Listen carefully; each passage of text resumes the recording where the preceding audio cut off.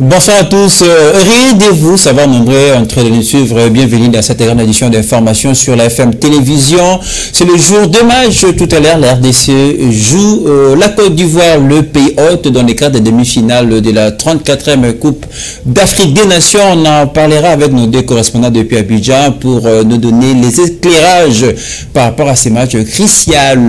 Voilà, on en parlera évidemment à la fin de ce journal, mais commençons d'abord par l'actualité en politique. Augustin Kabouya, secrétaire général de l'UDPS, est nommé informateur du chef de l'État en vue d'identifier la majorité à l'Assemblée nationale pour la formation du prochain gouvernement. Le secrétaire général du parti présidentiel Union pour la démocratie et le progrès social reste optimiste quant à la réalisation de la mission lui confiée. On va l'écouter dans cet extrait choisi par Rite Dinonzei.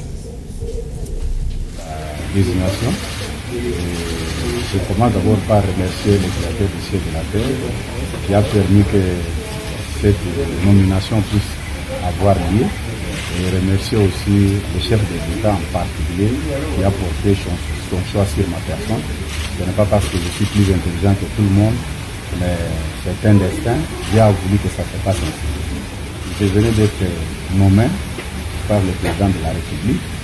Laissez-moi le temps, quand j'aurai consulté d'autres personnes qui ont déjà effectué cette mission avant moi, c'est à ce moment-là que je peux réunir encore la presse pour voir ce que je peux faire avec les députés que je vais consulter. Non, là, je dois vous dire sincèrement que, politiquement parlant, je suis l'informateur naturel du chef de l'État, comme je suis le responsable numéro 1 de sa famille politique.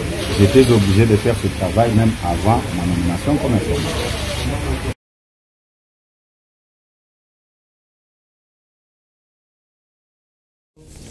On va continuer à parler sécurité dans ce journal avec le Conseil supérieur de la Défense qui s'est réuni autour du chef de l'État pour évoquer la situation sécuritaire dans la partie est du pays. Sachez que le Conseil supérieur de la Défense a rassuré que les forces armées de la République vont mettre tout en œuvre pour récupérer toutes les localités occupées par les forces rwandaises. Enfin, le Conseil de sécurité a demandé au président Félix Tshisekedi d'élever les moratoires sur la peine capitale concernant des trahisons au sein des forces armées de défense et de sécurité. On écoute à ces sujets le compte rendu lu par le vice-premier ministre et ministre de la Défense, je cite, Jean-Pierre Bemba Gombo.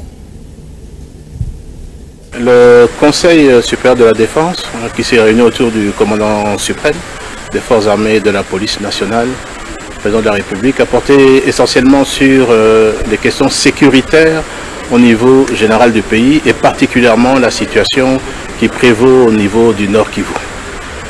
Là-dessus, un tour d'horizon a eu lieu sur les questions spécifiques militaires et opérationnelles qui se déroulent sur le théâtre des opérations au niveau de l'ensemble du Nord Kivu. Sur ce, le Conseil supérieur de la Défense, après avoir entendu toutes les parties et tous les commandants qui sont autour de moi aujourd'hui, a pu d'abord lancer un message au niveau de la population que tout est mis en œuvre pour que la ville de Goma ne puisse pas tomber. Parce qu'il faut faire attention au niveau des réseaux sociaux qui alimentent, et certainement l'ennemi doit être pour quelque chose, les réseaux sociaux pour créer une certaine peur, fragilité dans les esprits. Tout est mis en œuvre sur la défense de la ville de Goma. Deuxièmement, en ce qui concerne les différentes localités qui sont occupées par les forces rwandaises, également l'ensemble des forces armées sont en train de mettre tout en œuvre également pour pouvoir récupérer toutes ces localités occupées par les forces rwandaises. Et ça, le commandant suprême est très ferme là-dessus. Il a demandé que l'ensemble des dispositifs puissent être pris à ce sujet. En ce qui concerne également la question des réseaux sociaux, comme je le disais, je demande à la population de vraiment faire très attention. Parce que nous voyons des militaires qui sont en train de s'exprimer, nous voyons des audios qui sont en train de circuler. Attention, attention, ce n'est pas la réalité. Les forces armées sont en train de faire un travail extraordinaire. Peut-être que nous ne le disons pas assez, mais vous devez savoir que l'ennemi subit d'énormes pertes également sur le territoire. Enfin, le Conseil supérieur de la Défense a demandé au commandant suprême, au chef de l'État, de pouvoir lever la le moratoire sur la peine capitale en ce qui concerne les questions de traîtrise au sein des forces de défense et de sécurité. Et puis vous le savez, depuis le week-end dernier, les affrontements font de nouveaux ravages dans l'Est de la République démocratique du Congo entre les forces armées et les rebelles du M23. Sam Samba et Kassende dénoncent et demandent tout de même au gouvernement congolais de prendre des mesures pour mettre la population à l'abri. Les affrontements font de nouveaux ravages depuis plusieurs semaines à l'est de la République démocratique du Congo. Des combats ont notamment eu lieu récemment à Mwenso, à 60 km de Goma et plus près de la ville au niveau des Saké.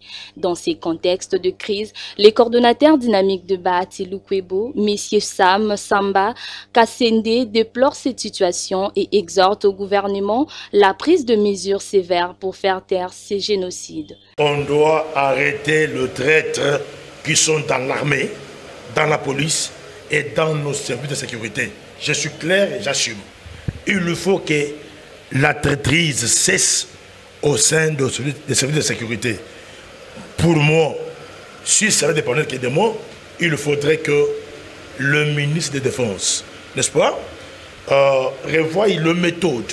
Il faut qu'on parvienne à prendre les généraux, les colonels, les majors, les lieutenants qui sont en train de jouer avec la vie du Congo. Suite à cette situation, le trafic sur la route nationale numéro 2 Goma-Bukavu est occupé depuis le centre de Chacha depuis samedi en raison du combat.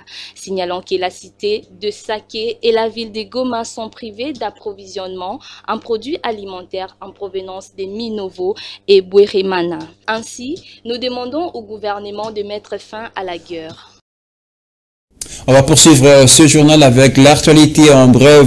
Sachez que les localités situées dans les environs de la ville de Goma sont sous une sérieuse menace des rebelles du M23. Les populations civiles qui craignent ces bombardements ont effectué évidemment des déplacements pour trouver refuge ailleurs. Nous y reviendrons avec plus de précisions dans nos prochaines éditions. En même temps, une autre brève dans ce journal, le conflit EPST-IGF se poursuit sans relâche sur ordre de l'inspecteur évidemment de cette institution, Gilles Alinguette. Le bureau du comptable de la DINACAP a été scellé cet après-midi par les inspecteurs de l'UGF. Le comptable de ces services de l'EPST a été mis hors de son bureau par les mêmes inspecteurs qui ont propagé la nouvelle de sa fuite. Et là aussi, on en reviendra dans nos prochaines éditions pour un peu plus de précision. Autre chose à présent, aide aux sinistrés des inondations du fleuve Congo. Le chef des divisions urbaines de la solidarité et action humanitaire de la ville de Kinshasa a visité les installations de la fondation Maloua. Jean-Pierre Kalala, j'ai cité, est venu s'enquérir voilà, des réalités de l'opération de collecte de dons lancée en faveur des Congolais sinistrés du fleuve Congo. Images et commentaires, Rite Dinonzei. La démarche de récolte de l'aide humanitaire initiée par la Fondation Maloua pour apporter un sourire aux sinistrés du fleuve Congo poursuit son impact. La série des visites des personnalités congolaises se poursuit dans les installations de cette grande fondation de renommée internationale. Le chef de la division urbaine de la solidarité et action humanitaire de l'hôtel de ville de Kinshasa a emboîté les pas en effectuant cette visite au siège de la Fondation Maloua situé au quartier Founa sur l'avenue Saint-Christophe numéro 1429. À son arrivée, il a été chaleureusement accueilli par le président de la Fondation Maloua, Maître Maloua Billy Cléophas. Le chef de la division urbaine de la solidarité et action humanitaire a profité de l'occasion pour recueillir toutes les informations nécessaires sur la faisabilité des récoltes des dons en faveur de ces sinistrés. Je lance un appel pathétique à tous les Congolais et Congolaises, particulièrement les Quinois et Quinoises, et tous ceux qui ont choisi la République démocratique du Congo comme leur deuxième patrie, de voir cette situation qui nous préoccupe au plus haut point.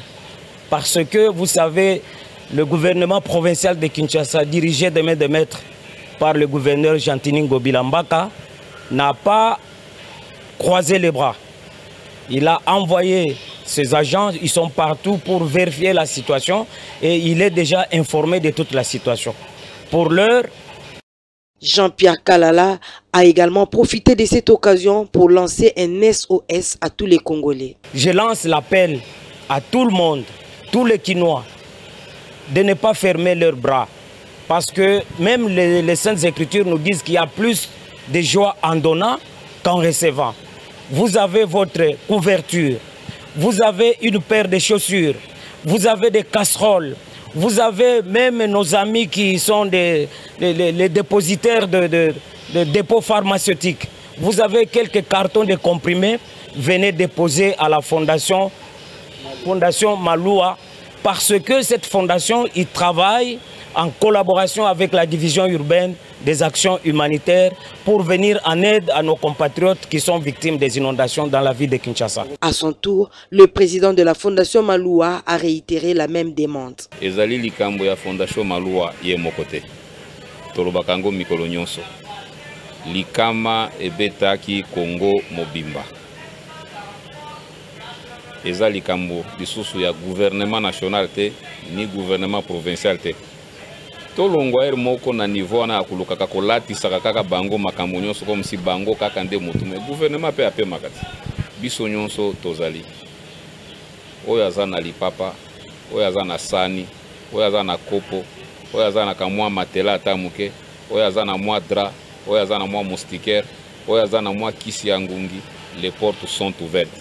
C'est dans la souffrance qu'on reconnaît un vrai ami, dit-on. Ces sinistrés du fleuve Congo attendent ardemment ces dons venant de tous les Congolais vivant en RDC et ceux de l'étranger. Allez, venons au sport pour la suite de ces journaux.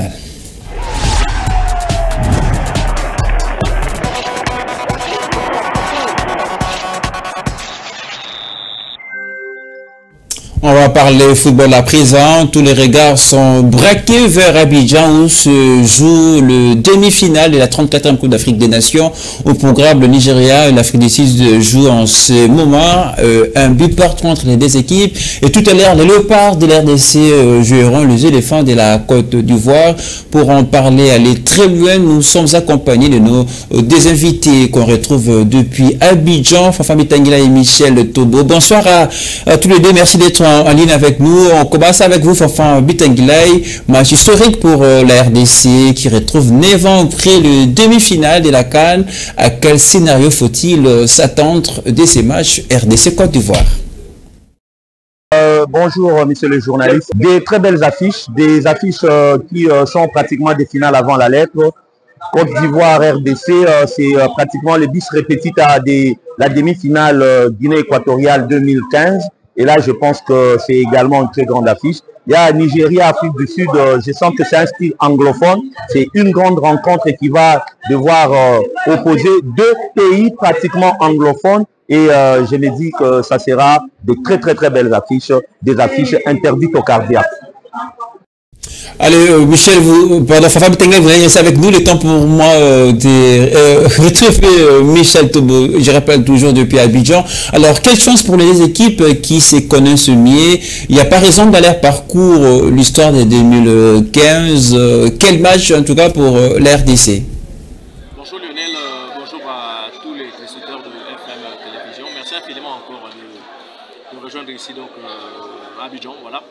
On se trouve, comme vous pouvez le constater derrière moi, au centre de presse j'ai ici, au palais de la culture, justement, où vient d'avoir lieu la conférence de presse d'avant-match des deux sélections pour cette demi-finale entre les éléphants de la Côte d'Ivoire et les léopards de la République démocratique du Congo.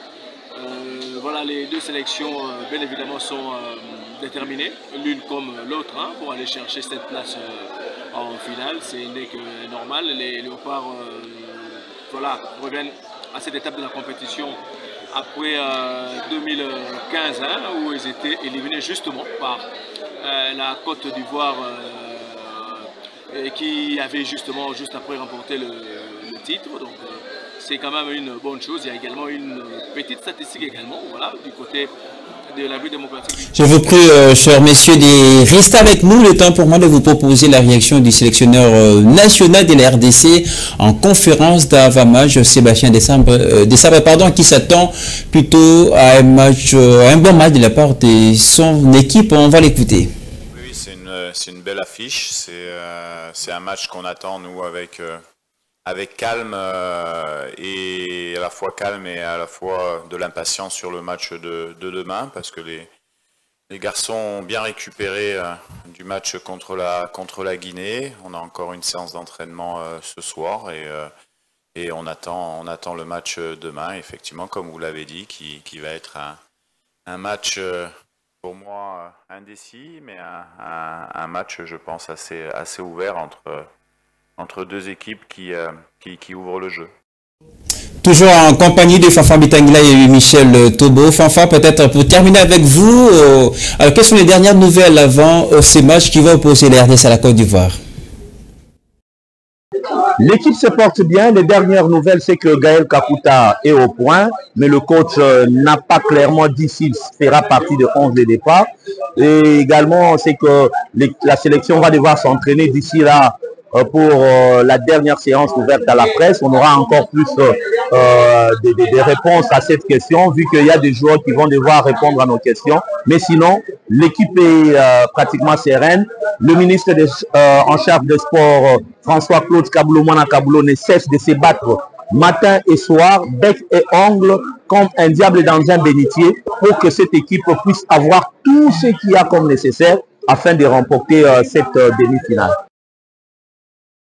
Michel Tobo, je vous laisse réagir évidemment, mais quand même il faut préciser, la Côte d'Ivoire aura comme appui ses supporters qui vont sans doute remplir les stades. Les deux équipes sont en train de revenir, tout simplement parce que mentalement, il faudra maintenant tenir bon de deux côtés, surtout du côté congolais qui, voilà, on va jouer devant un public presque hostile, hein, au stade de MBP où les Ivoiriens seront de cœur avec leur sélection, mais ceux qui sont sur les Léopards également, mentalement sont forts, voilà, donc ils vendront cher leur peau, tout naturellement, pour essayer d'aller chercher cette place en finale. On suivra cette explication avec beaucoup d'intérêt, bien évidemment, nous qui sommes ici, et le peuple congolais dans l'ensemble qui est au pays, et bien évidemment, de cœur avec les populations de l'Est du pays, où les Léopards vont jouer avec le brassard noir, justement, pour compatir aux douleurs, voilà, des populations de l'Est du pays qui souffrent en ce moment. Voilà, on se retrouvera certainement demain pour le résumé de cette explication et on croise les doigts, on espère que la victoire sera pour les Léopards. Merci à vous et merci à l'ensemble de vos téléspectateurs. Merci à tous les deux pour les éclairages, les précisions que vous apportez par rapport à ces matchs qui, je rappelle, tout à l'heure va opposer la RDC à la Côte d'Ivoire. On espère en tout cas vous retrouver après match pour peut-être faire la fête. Allez, on va terminer dans les objectifs domestiques. Victoire au UFC Renaissance du Congo dans les derbies qui l'opposait à la Critico Fibo. Score final 1-0. Les hommes de Gaspard ont fait la fête après ces matchs. Mais on va d'abord écouter l'entraîneur qui n'a pas caché sa joie juste après match. Je m'y attendais à ça. Je savais qu'on devait gagner ce match. Compte tenu de l'erreur qui s'était glissée la fois passée, aujourd'hui on devait corriger, on devait gagner ce match. Je remercie le président Maloua, l'évêque Moukouna, le président Charlie, tous les supporters, mon staff technique et tous les joueurs. Non, mais quand vous avez déjà relancé, alors on va voir uniquement les erreurs qu'on va corriger, mais l'équipe est partie. C'est la fin de ce journal. Merci à tous d'avoir suivi l'actualité récente continue sur notre chaîne YouTube. Tapez Fondation Maloua Télévision. À très bientôt avec le même plaisir.